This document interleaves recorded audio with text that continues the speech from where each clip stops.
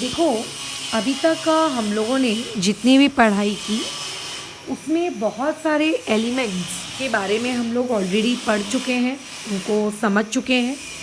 उनके atomic mass किस तरीके से कैलकुलेट करते हैं, इस बारे में हम लोगों का डिस्कशन हो चुका है। ठीक है, तो अभी हम लोग एलिमेंट जो हैं हमारे आजू बाजू, मेटल्स, नॉन मेटल्स, मेटलॉइड्स, है ना, ऐसे कुछ जो रेडियो एक्टिव हैं, ऐसे कुछ जो रेडियो एक्टिव नहीं हैं। तो ऐसे विभिन्न विभिन्न प्रकार के जो 118 एलिमेंट्स हमारे पास हैं, इन 118 एलिमेंट्स के सिंबल के बारे में आज हम लोग कैसा करेंगे, बातचीत करेंगे। अब देखो कैसा है, जब भी कोई भी फील्ड जब नई नई होती है, कोई भी सब्जेक्ट जब नया नया होता है, तो अलग अलग लोग अपने अपने उसमें आउटपुट्स देते हैं। ठीक है, कि इस चीज़ को ऐसा कर लेते हैं, इस चीज़ को वैसा कर लेते हैं। तो जब हम लोग 118 एलिमेंट जब हमारे पीरियोडिक टेबल में आए, तो ऐसा नहीं है कि 118 एलिमेंट हमारे पास अचानक से टपक गए। पहले 10 एलिमेंट ढूंढे गए होंगे, फिर 20 एलिमेंट्स आए होंगे, फिर 30 एलिमेंट्स आए होंगे। ऐसे करते करते अभी हम लोगों के पास एट प्रेजेंट हम लोगों के पास कितने एलिमेंट्स हैं?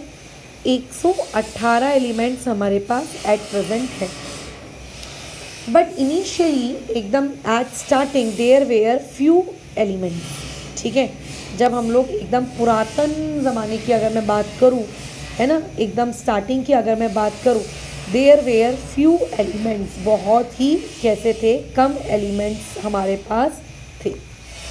तो एक्चुअली क्या था, उस वक्त जो डाल्टन नामक एक बहुत ही फेमस साइंटिस्ट हुआ करते थे, उन्होंने ये कहा कि ये जो फ्यू एलिमेंट्स हैं, इन फ्यू एलिमेंट्स को हर बार इनके नाम से कम्प्लीटली बोलना या इनके नाम से कम्प्लीटली लिख पाना हमारे लिए पॉसिबल नहीं होता है।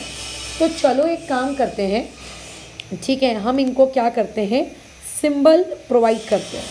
यानी कि उस सिंबल को देखकर, ताकि आपको मुझको ये समझ जाए कि अच्छा ये सिंबल तो इस एलिमेंट का है, ओ तो ये वाला एलिमेंट है।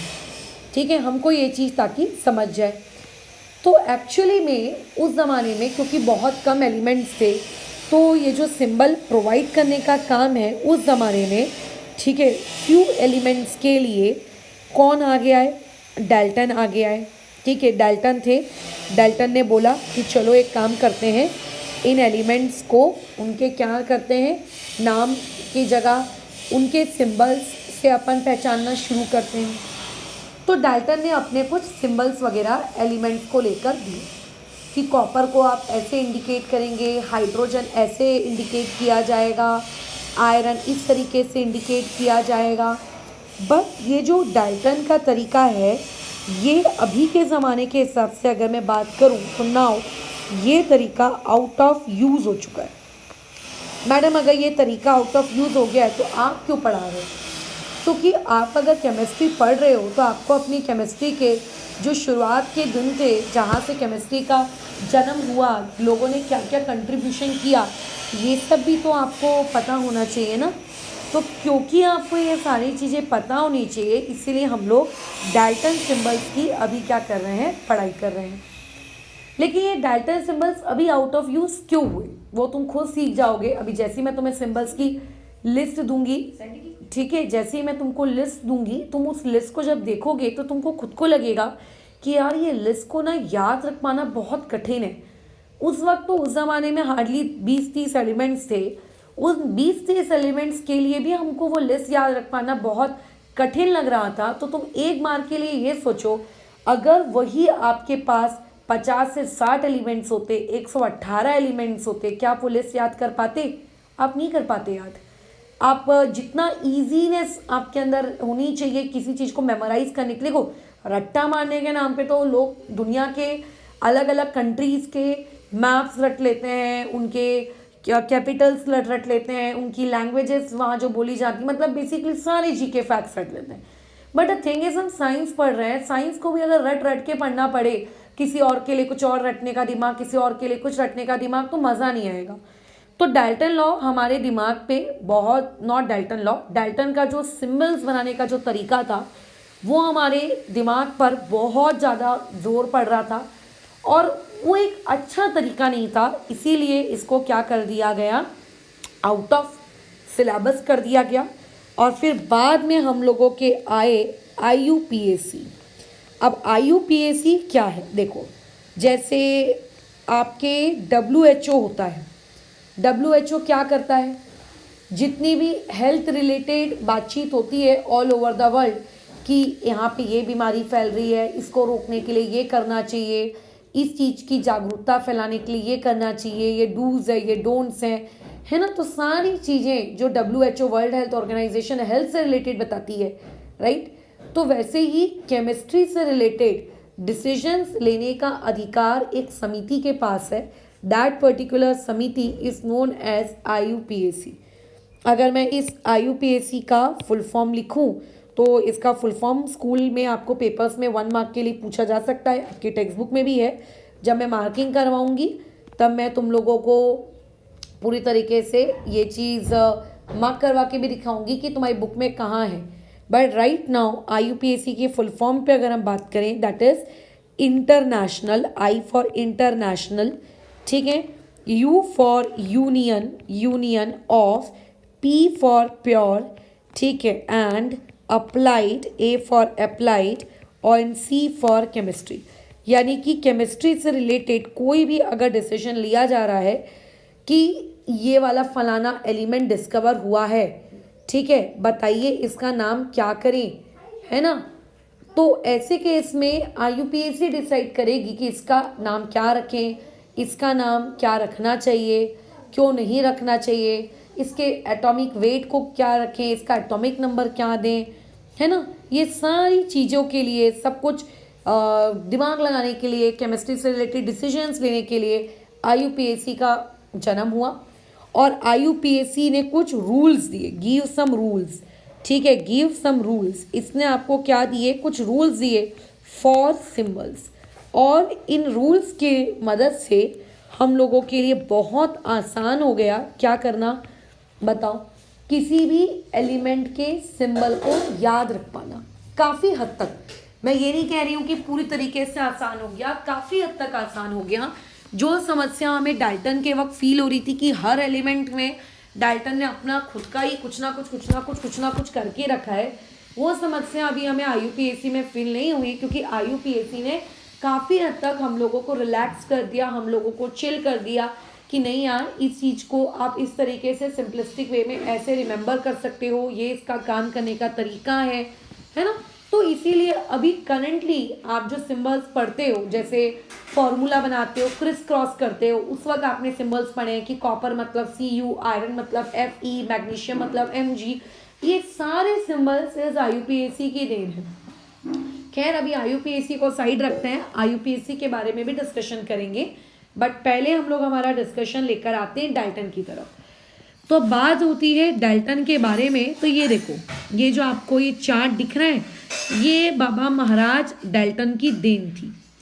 डाल्टन ने उस ज़माने में, पुराने ज़माने में, ठीक है, पुराने ज़माने में इस तरीके से सिंबल्स को क्या किया था, आप लोगों का दर्शाया था कि ये सिंबल ऐसा दिखेगा, ये सिंबल वैसा दिखेगा। मतलब अगर किसी को हाइड्रोजन लिखना है तो वह हाइड्रोजन को मॉडर्न टाइम्स में कैपिटल H लिखकर छोड़ देता है, बट डाल्टन के टाइम में उसे गोला बनाना पड़ता, गोले के बीच में ये काला काला करना पड़ता। जब ये गोले के बीच में वो काला काला करता तब वो कहा जाता कि हाँ यार ये हाइड्रोजन है, ठीक है। अगर किसी को कार्बन बनाना है, आज के ज़माने में वो इंसान सिंपली, मैं रेड कलर से मॉडर्न सिंबल्स लिख रही हूँ तो आपको पता चले कि आज के ज़माने में हम क्या सिंबल्स यूज़ करते हैं। आज के ज़माने में आप सिंपल कैपिटल C लिख देते हो तो ये इंडिकेट करता है कि हाँ ये कार्बन है। बट डाल्टन के ज़माने में आप एक सर्कल बनाते, उसको पूरा शेड कर देते तो वो पता चलता कि अच्छा हाँ ये कार्बन है। डाल्टन के ज़माने में ऑक्सीजन लिखने के लिए एक सर्कल बनाना पड़ता, और अभी के ज़माने में हम लोग सिर्फ ओ लिख देते हैं, बात खत्म हो जाती है। तो सोचो ये याद रखना कितना कठिन था कि ऑक्सीजन में सिर्फ एक सर्कल बनाना है, कार्बन में सर्कल विद काला काला करना है, हाइड्रोजन में सर्कल विद डॉट करना है, कॉपर अगर आप लिख रहे हैं तो सर्कल विद सी लिखेंगे, है ना। लेड अगर लिख रहे हैं तो कॉपर विद आप एल लिखेंगे, सिल्वर लिख रहे हैं तो कॉपर विद आप एस लिखेंगे, आयरन लिख रहे हैं तो कॉपर विद आई लिखेंगे, राइट। ये उस जमाने में आपको याद रखने पड़ते थे। तो दिस वॉज वेरी हैक्टिक कि अरे यार ये याद रखना पड़ रहा है। सो देयरफॉर डाल्टन के जो सिंबल्स हैं इन्हें डिस्कार्ड किया गया, इन्हें हटाया गया और IUPAC ने मॉडर्न सिंबल्स इंट्रोड्यूस किए और हम इन मॉडर्न सिंबल्स के साथ क्या करते हैं, काम करते हैं, ठीक है। कुछ सिंबल्स आपकी टेक्स्ट बुक में दिए हैं, जैसे कि अगर आपको मर्क्यूरी जो आपके थर्मामीटर में होती है ना, जिससे आप अपने बुखार का टेम्परेचर नापते हो, कितना डिग्री सेल्सियस आपको बुखार है, उस मर्क्यूरी का सिंबल अगर डाल्टन के ज़माने में लिखना होता तो एक गोला बनाते और अंदर उसकी बाउंड्री पे आप वो काले काले काले काले क्या कर देते, डॉट्स क्रिएट कर देते, ठीक है। तो that will be known as mercury, but नए ज़माने में इसको लिखते हैं HG। प्लैटिनम, जैसे तुम देखते होगे गोल्ड सिल्वर ज्वेलरी होती है, वैसे ही प्लैटिनम भी एक ज्वेलरी होती है, ज्वेलरी से बनाई जाती है। आज के ज़माने में हम कैपिटल P स्मॉल t लिख देते हैं, पुराने ज़माने में बीच में P लिखना पड़ता है ना। फॉस्फोरस बनाना है तो देखो फॉस्फोरस के बीच में, फॉस्फोरस बनाने के लिए ये उल्टा Y बनाना पड़ा, तो ये फॉस्फोरस है। सल्फर को अगर आपको इंडिकेट करना है तो बीच में एक प्लस का साइन बनाना पड़ा। गोल्ड को इंडिकेट करना है तो गोल्ड को इंडिकेट करने के लिए आपको क्या करना पड़ा, यहाँ पे बीच में G लिखकर उसके आजू बाजू देखो थोड़े थोड़े से ऐसे ऐसे ऐसे वाले डिज़ाइंस क्रिएट करने पड़ गए, है ना। तो जो आपके टेक्स्ट बुक में अभी आपको डाल्टन के कुछ सिंबल्स उस ज़माने के आपको दिए हैं, ये तो नो डाउट आपको याद ही रखना है, बट इसका ये मतलब नहीं है कि डाल्टन के सिर्फ इतने ही सिंबल्स थे। डाल्टन्स के और सिंबल भी थे, जैसे कि मैं देखो तुम्हें बताती हूँ। अगर आप एक रिंग बना लो, अगर आप एक सर्कल बना लो और उसके बीच में अगर आप एक और सर्कल बना लो, ठीक है, और उस सर्कल को काला काला मत करो।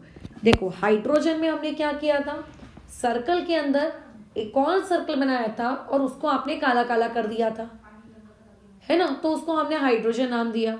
डाल्टन कहता है कि अगर सर्कल के अंदर एक और सर्कल बना लेंगे बट अगर आप उसे काला काला नहीं करेंगे तो भाई उसको मैं अपनी बुक में नाम दूंगा कैल्शियम। तुम्हारी हड्डियों में पाया जाता है ना, बस कैल्शियम। सोचो तो ये कितना कन्फ्यूजन है यार, कि बीच में काला काला करेंगे तो हाइड्रोजन, काला काला नहीं करेंगे तो कैल्शियम, कंप्लीट काला काला कर देंगे तो कार्बन, कुछ भी नहीं करेंगे तो ऑक्सीजन, राइट। सोडियम, हमारी बॉडी में सोडियम होता है।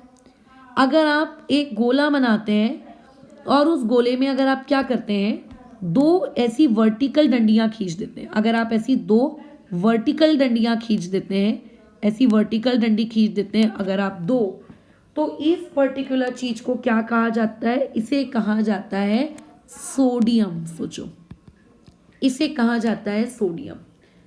लेकिन अगर आप ऐसा ही एक और गोला खींचते हो और उस गोले में दो वर्टिकल डंडी की जगह आप क्या करते हो, बहुत सारी वर्टिकल डंडियां खींच देते हो, 1 2 3 4, तो इसको सोडियम नहीं, इसको कहेंगे पोटेशियम। तो बताओ ये कंफ्यूजन नहीं हो जाएगा कि अरे यार क्या कर रहे हैं, कैसे कर रहे हैं, है ना। तो ये तो भैया आपको मैंने कुछ सिंबल्स बना के दिए, पूरे सिंबल्स तो मैं आपको बना के भी नहीं दे रही हूँ। आपकी अपनी खुद के टेक्स्ट बुक में आपको जो सिंबल्स हैं वो बस इतने ही हैं जो चार्ट मैंने ड्रॉ करके दिया है। हो सकता है टीचर पढ़ाते वक्त एक आधी सिंबल, जैसे मैंने अभी एक्स्ट्रा में आपको बताया है कैल्शियम, सोडियम, पोटेशियम का, हो सकता है टीचर आपको अपने स्कूल में एक्स्ट्रा में वो भी 2-3 बता दें, तो वो आपको ज़्यादा से ज़्यादा याद रखना है। बट इस पूरी बातचीत का द कोर पॉइंट इज कि डाल्टन सिंबल क्या थे वो हमें पता चल गया, और इससे हमें ये भी पता चल गया कि Dalton symbol was so confusing कि कब काला करना है, कब काला नहीं करना है, कब छोड़ना है, कब 2 डंडियाँ, कब 3 डंडियाँ, कब dot with G, confusion. So Dalton symbol को डिस्कार्ड किया, आईयूपीएसी आई, आईयूपीएसी ने कहा कि मैं काम करूंगी, मैं कुछ रूल्स बनाऊंगी, मेरे रूल्स के अकॉर्डिंग 118 एलिमेंट्स करेंटली जो पीरियोडिक टेबल में हैं उनको सिंबल को, उनके नाम को, उनको सिंबल दिया जाएगा। फ्यूचर में 118 के अलावा अगर और भी एलिमेंट डिस्कवर होते हैं उनको भी नाम उनका होगा, उनका भी सिंबल दिया जाएगा। सब उसने बताया, आपको सब कुछ बताया, जिसमें आपको याद करने में भी दिक्कत नहीं होगी और आपका कंफ्यूजन भी मिनिमम होगा। ऐसा आईयूपीएसी आई और हम लोगों को ये सारी चीज़ें आईयूपीएसी आकर बताकर गई। तो अब जो आईयूपीएसी आई थी, आईयूपीएसी ने अपने कुछ ना कुछ रूल्स रखे। द पॉइंट इज कि अब ये जो रूल्स है जो आईयूपीएसी रख कर गई, जिसके अकॉर्डिंग हम लोग आज के ज़माने में सिंबल्स पढ़ते हैं, ये रूल्स क्या हैं, व्हाट आर दोज रूल्स। तो आईयूपीएसी के जो रूल्स हैं वो बहुत ही सिंपल हैं, क्वाइट सिंपल रूल्स हैं आईयूपीएसी के। आईयूपीएसी कहती है पॉइंट नंबर 1 भाई साहब, आपको जिस भी एलिमेंट का सिंबल लिखना है उसका ऑब्वियस है कि कुछ ना कुछ नाम होगा।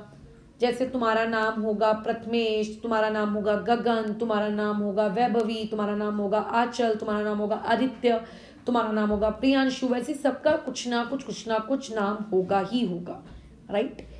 तो जो भी उन एलिमेंट्स के नाम हैं उनके नाम का जो पहला अक्षर है, उनके जो नाम का पहला अक्षर, जैसे आदित्य के नाम का पहला अक्षर है ए, तो आदित्य का सिंबल होगा ए, ठीक है। खुशी के नाम के स्पेलिंग का पहला अक्षर है के, तो उसके सिंबल होगा के। वैभवी के नाम का पहला अक्षर है वी, तो उसका सिंबल होगा कैपिटल वी, है ना। प्रथमेश के नाम का पहला अक्षर है पी, तो उसका सिंबल होगा कैपिटल पी। बट ये हो गया पहला नियम, है ना, कि पहला लेटर आप जो लिखेंगे, जो भी आप फर्स्ट लेटर लिखेंगे, आपका फर्स्ट लेटर पहले तो कैपिटल होगा। दूसरा पहला नियम, फर्स्ट लेटर कैपिटल होगा, ठीक है। फर्स्ट लेटर लिखेंगे कहाँ से, मतलब खुशी को कैसे पता चलेगा कि खुशी को अपने नाम का सिंबल के लिखना है, क्योंकि खुशी का नाम के से स्टार्ट होता है, इसीलिए वो अपना सिंबल भी के लिखेगी। तो नियम नंबर 2 ये है कि जो फर्स्ट लेटर है ना, वो स्टार्ट होगा, कहाँ से स्टार्ट होगा, फ्रॉम, कहाँ से स्टार्ट होगा, फ्रॉम देयर नेम। उनके जो नाम होंगे उस नाम से ही हम उनका फर्स्ट लेटर क्या करेंगे, शुरू करेंगे। उनके नाम से ही हम क्या करेंगे, फर्स्ट लेटर शुरू करेंगे। अब देखो ये 2 नियम तो समझ में आ गए, बट अब इसमें दिक्कत हुई, आदित्य और आंचल के बीच में फाइटिंग हुई, बिकॉज आदित्य का जो नाम है वो भी ए से शुरू होता है, आंचल का जो नाम है वो भी ए से शुरू होता है। अब अगर ये दोनों लड़के लड़कियां ए सिंबल रखेंगे तो ये कंफ्यूजन नहीं हो जाएगा दुनिया के लिए कि कैपिटल ए से आदित्य को रखूं कि कैपिटल ए से आंचल को रखूं। और लेट्स से अगर कोई तीसरा है अनुष्का, उसका भी ए से स्टार्ट होता है, तो कंफ्यूजन नहीं हो जाएगा कि कैपिटल ए इन तीनों में से किसका सिंबल है। तो अगर मान लेते हैं कल को ऐसा कभी कोई कॉन्फ्लिक्ट अराइज हो गया कि 2-3 लोग ऐसे मिल गए जिनका फर्स्ट लेटर सेम आ रहा है, ठीक है, जिनका फर्स्ट लेटर सेम आ रहा है, तब क्या करेंगे। तो अगर मान लेते हैं आपका जो फर्स्ट लेटर है अगर वो सेम आ गया, तब आपको एक्चुअली सेकेंड लेटर पे ध्यान देना पड़ेगा। Then second letter is written, तब आपको सेकेंड लेटर लिखना पड़ता है, सेकेंड लेटर इज रिटन। और जो आप सेकेंड लेटर लिखोगे वो सेकेंड लेटर आपका क्या होगा, वो होगा आपके स्मॉल। जैसे फर्स्ट लेटर आप कैपिटल लिखते हो, सेकेंड लेटर आपको स्मॉल लिखना, ठीक है। सेकेंड लेटर आपको क्या लिखना है, स्मॉल लिखना है। एग्जाम्पल के तौर पर इसको समझते हैं, जैसे कि देखो मैं तुम्हारे नामों के वाया इस चीज़ को समझा रही हूँ ताकि कंफ्यूजन मिनिमम हो। एक का नाम है आंचल, आंचल अपने नाम की स्पेलिंग ऐसे लिखती है। और मान लेते हैं एक और कोई है अपने पास आदित्य, नहीं आदित्य नहीं रखता, अनुष्का लिखते हैं। अनुष्का, ये अपने नाम की स्पेलिंग ऐसे लिखती है। अब अगर मुझे इन दोनों लड़कियों का सिंबल लिखना है तो मैं इनका सिंबल कैसे लिखूंगी? मैं आंचल का सिंबल लिखूंगी कैपिटल ए, अनुष्का भी का सिंबल लिखूंगी कैपिटल ए। दोनों में कॉन्फ्लिक्ट अराइज हो जाएगा कि नहीं मैडम? हम दोनों के नाम का सिंबल आप सेम कैसे लिख सकते हो? मैं कैपिटल ए तो फिर आंचल भी हो सकती है, कैपिटल ए तो अनुष्का भी हो सकती है। ऐसे केस में अगर कॉन्फ्लिक्ट अराइज होता है तो हम सेकेंड लेटर को इंपॉर्टेंस देंगे। अनुष्का का सेकेंड लेटर है एन और आंचल का सेकेंड लेटर है ए, तो आंचल का सिंबल होगा कैपिटल ए स्मॉल ए और अनुष्का का सिंबल होगा कैपिटल ए स्मॉल एन। मतलब जिस बंदे को नाम की स्पेलिंग पता है वो तुरंत सिंबल खुद लिख सकता है, उसको ध्यान रखने की जरूरत नहीं है गोला था, काला था, मोटा था, डंडी थी, प्लस थी, उल्टा वाई था, सीधा वाई था, ट्रायंगल था, पी था, सी था, ये सब याद ही नहीं रखना है। ठीक है, खत्म। अब मान लेते हैं कल को चलो इस लिस्ट में एक और नाम आ जाता है, लेट से आदित्य। आदित्य का अगर सिंबल लिखना होता तो क्या सिंबल लिखते? कैपिटल ए स्मॉल डी, ऐसे लिखते हैं।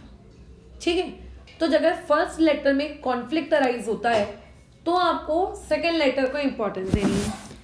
अब कई महान आत्माएं ऐसी भी हैं जो ये कहेंगी कि मैडम अगर मान लेते हैं सेकेंड लेटर में भी कॉन्फ्लिक्ट अराइज हो गया तो, जैसे कि मान लेते हैं एक नाम है, रुको सोचते हैं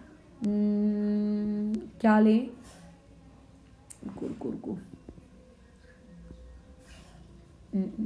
कोई ऐसा है क्या जी हमारे यहाँ जिनके, हाँ देखो जैसे एक है लड़की है प्रिया, ये एक है, और एक है अपने पास प्रियांशु। प्रियांशु वैसे 3 है, प्रियांशु। अब अगर तुम इनके लेटर्स के बारे में बातचीत करोगे तो तुम अगर यहाँ देखो तो इनके 5 लेटर्स कॉन्फ्लिक्ट वाले हैं। देखो 5 लेटर्स कॉन्फ्लिक्ट वाले हैं, समझ रहे हो? तो इसके लिए वो क्या करेंगे, प्रिया का सिंबल हो सकता है वो लोग पी दे दें और जो प्रियांशु है उसका सिंबल वो PR दे दें। मतलब कुछ ना कुछ वो ऐसा करेंगे जिससे वो डिस्टिंग्विश हो सके। बट खैर अभी हमारे पास जो एलिमेंट्स हैं हमारे सिलेबस में ऐसा कॉन्फ्लिक्ट तुम्हें कहीं देखने को नहीं मिलेगा। ठीक है, तो ये हो गया हमारा रूल नंबर 4। अब रूल नंबर 5 में आते हैं। एक वर्ड होता है कि कुछ एलिमेंट्स जो थे, अभी हमारे पास जो 118 एलिमेंट्स हैं हमारे पीरियोडिक टेबल में, उनके कुछ लोगों के जो नाम हैं उनके लैटिन नाम हैं। जैसे तुम में से कई बच्चे ऐसे होंगे जिनके घर के नाम अलग होंगे और उनके स्कूल के रजिस्टर में लिखे हुए नाम उनके अलग होंगे।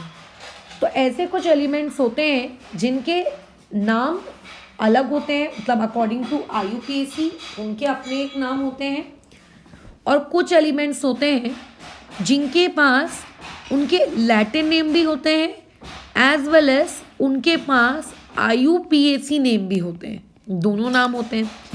लैटिन नेम एक्चुअली पुराने ज़माने में इस्तेमाल किया जाता था, फिर वो लैटिन नेम इतने ज़्यादा फेमस थे कि IUPAC के आने के बाद उन लैटिन नेम्स को नहीं हटाया गया, उनको वैसे का वैसे रखा गया।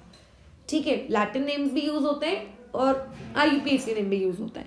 खैर लैटिन नेम्स के बारे में हम कल की क्लास में डिस्कशन करेंगे, आज की क्लास का हमारा पार्ट नहीं है। तो अगर किसी के एलिमेंट के पास उसका लैटिन नेम है देन उसका जो सिंबल है, देन सिंबल जो है अगर आप उस एलिमेंट का सिंबल लिखोगे तो वो सिंबल लिखा जाएगा अकॉर्डिंग टू लैटिन नेम। वो सिंबल किसके अकॉर्डिंग लिखा जाएगा? लैटिन नेम के अकॉर्डिंग लिखा जाएगा। तो जैसे कि मैंने आपको जो ऊपर जब मैं डाल्टन का चार्ट पढ़ा रही थी, जब ये आया वर्ड लेड, तो कायदे से अगर मैं IUPAC के नियम फॉलो करूँ तो इसका सिंबल होना चाहिए था कैपिटल L या फिर कैपिटल L के साथ E होना चाहिए था, बट ऐसा नहीं है। इसका सिंबल तो है PB। वो ऐसा इसीलिए क्योंकि लैटिन भाषा में लेड को कहा जाता है प्लम्बम, तो प्लम्बम से P और B निकल के आया और ये उसका सिंबल है। ठीक है, हम लोग तो कितने अच्छे से कह देते हैं लोहे को आयरन, बट आयरन के हिसाब से उसका सिंबल I नहीं है ना ही IR है, ऐसा कोई सिंबल नहीं है आयरन का। इसका सिंबल है FE क्योंकि इसका भी एक लैटिन नेम है और इसका लैटिन नेम है फेरम, तो फेरम से F और E निकल के आया है ना। वैसे ही सिल्वर, सिल्वर का अगर मैं IUPAC के अकॉर्डिंग नियम चलूँ तो इसका है SI, बट हमने तो SI नहीं लिखा, हमने तो AG लिखा, क्योंकि सिल्वर का भी एक लैटिन नेम है अर्जेंटिनम। तो अर्जेंटिनम से A और अर्जेंटिनम से G फॉर गोट आया। तो अगर कुछ एलिमेंट्स हैं जिनके लैटिन नेम एग्जिस्ट करते हैं, वो आपको याद करने पड़ेंगे कि किस एलिमेंट का लैटिन नेम क्या है। तो आपको उस एलिमेंट का लैटिन नेम के अकॉर्डिंग सिंबल लिखने पड़ते हैं, जो कि समय के साथ साथ धीरे धीरे तुम्हें ऑटोमेटिकली चीज़ें क्या हो जाती हैं, याद हो जाती हैं। ऐसा घबराने वाली कोई बातचीत नहीं होती है कि अरे यार मेरे को कैसे याद होगा। धीरे धीरे जब केमिस्ट्री पढ़ते हो तो ऑटोमेटिकली ये सारी चीज़ें तुम लोगों को पता चल जाती हैं, ठीक है। और जो ये मैं बोल रही हूँ कि IUPAC ने कुछ नियम दिए, IUPAC ने कुछ नियम दिए, है ना, बराबर। तो ऐसे केस में, बराबर, ऐसे केस में ये जो नियम है, ये जो रूल्स हैं, ये rules actually given by a scientist known as Berzelius. Berzelius नामक एक साइंटिस्ट थे, उनके द्वारा ये पर्टिकुलर नियम सजेस्ट किए गए, जिसको IUPAC भी क्या करता है, फॉलो करता है, ठीक है, जिसको IUPAC भी फॉलो करता है। लैटिन नेम्स के बारे में हम कल डिस्कशन करेंगे कि किसका लैटिन नेम क्या होता है। आज हमारा टॉपिक ऑफ डिस्कशन सिंबल है। ये बर्जेलियस ने ये न्यू मैथडोलॉजी प्रपोज की, ठीक है, new method of symbol. Paper में 1 मार्क का सीधा सीधा क्वेश्चन आ सकता है कि जो नई टर्मिनोलॉजी है सिंबल्स को लिखने की, ये किसके द्वारा प्रपोज की गई है। तो आप उसमें लिखेंगे it was proposed by Berzelius. लेकिन कई बार क्वेश्चन ये आता है कि पहली बार किसने सिंबल्स के बारे में सोचा। तो एक्चुअली आपके दिमाग में ये आना चाहिए कि डाल्टन वॉज फर्स्ट, ठीक है, टू यूज सिंबल। ये वो पहले इंसान थे जिन्होंने सिंबल्स जैसी कोई चीज़ होगी इसके बारे में सोचा, इसके बारे में बात की। अब खैर हम लोग नए सिंबल्स के बारे में बातचीत करना शुरू करते हैं। देखो ये आपका चार्ट है, अगेन तुम्हारी किताब से लिया गया चार्ट है। इस चार्ट में जितने सिंबल्स हैं वो तो आपको याद होने ही चाहिए, बट इसके अलावा भी आपको सिंबल्स धीरे धीरे समय के साथ साथ याद हो जाएंगे। हम डिस्कशन करते हैं कि हमने जो रूल्स पढ़े हैं उसके अकॉर्डिंग ये सिंबल लिए गए हैं कि नहीं लिए गए। देखो नाइट्रोजन का रखा कैपिटल N, ऑक्सीजन का रखा कैपिटल O। तुम्हारा डाउट आ रहा होगा कि मैडम इसके बाजू में स्मॉल लेटर क्यों नहीं लिया, क्योंकि 118 एलिमेंट्स उस ज़माने में अगर उनको मिले होंगे तो उन्हें दूसरा कोई एलिमेंट जो O से स्टार्ट हो रहा होगा उन्हें मिला ही नहीं होगा। उन्हें लगा होगा कि ऑक्सीजन अकेला है O वाला, तो इसको अकेला O ले लो। लेकिन हाँ, बाद में O से शुरू होने वाले दूसरे एलिमेंट्स पाए गए, जैसे एक पाया गया ऑस्मियम, तो इसका नाम फिर क्या रख लिया गया, OS, है ना। तो इसीलिए वहाँ पे इसको कैपिटल O दिया गया। देखो पोटेशियम शुरू होता है P से, लेकिन इसका सिंबल क्या है, K। पूरे पोटेशियम की स्पेलिंग में आपको कहीं भी K दिख रहा है क्या, नहीं, कहीं भी K तो नहीं दिख रहा।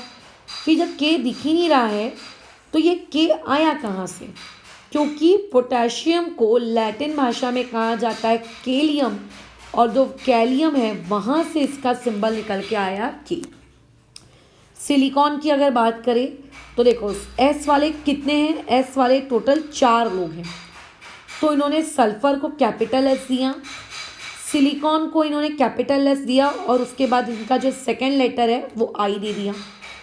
सिल्वर में भी S आता है, सोडियम में भी S आता है, बट इन दोनों के लैटिन नेम्स एग्जिस्ट करते हैं, तो इनका जो सिंबल्स लिखे गए हैं ये इनके लैटिन नेम्स के अकॉर्डिंग लिखे गए, है ना। तो क्या है इनके लैटिन नेम्स, हम कल की क्लास में डिस्कस करेंगे। वैसे ही देखो गोल्ड, इसका सिंबल भी G से शुरू नहीं हुआ है, A और U से शुरू हुआ है, इसका मतलब इसका भी लैटिन नेम होगा। आयरन और लेड, इन दोनों का देखो, ये दोनों भी देखो ना I से शुरू हो रहा है ना L से शुरू हो रहा है, इसका मतलब इनका भी लैटिन नेम होगा। तो ये सारा डिस्कशन हम कल करेंगे।